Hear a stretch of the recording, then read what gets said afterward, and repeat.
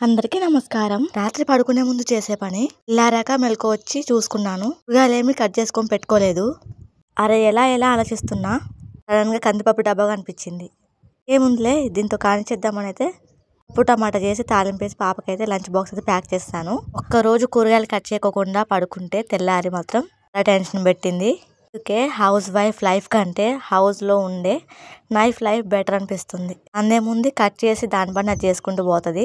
కామ్గా ఇంట్లోనే ఉంటుంది డబ్బాలో. నల్లి బస్ అయితే 8కే వచ్చేసింది. ఎక్కించేసి ఇంటికి వెళ్తున్నాయి. ఇక ఒకరోజు చేసే పని ఆగిపోతే నెక్స్ట్ డే చాలా ఇబ్బంది పడిపోతూ ఉంటాము. ఒకరోజు ముందే కూరగాయల గురించి అయితే ఆలోచించాలి. నేను అలాగే చేస్తూ ఉంటా. ఒకరోజు ఆలోచించలేదు కాబట్టి అలా వరి అయిపోయి టెన్షన్ పడిపోయాను. ఈ మీలో ఎంతమంది ఇలాంటి టెన్షన్ ఉంటుంది? ఇకప్పుడంటే నా వల్ల అయితే కాదు. అంటే బిఫోరే ఆలోచించుకుంటూ ఉంటాయి ఇలాంటివి. అందుకే హౌస్ వైఫ్ లైఫ్ కంటే హౌస్లో ఉండే నైఫ్ లైఫ్ బెటర్. ప్లీజ్ అబ్బా ఒక చిన్న లైక్ చేయండి.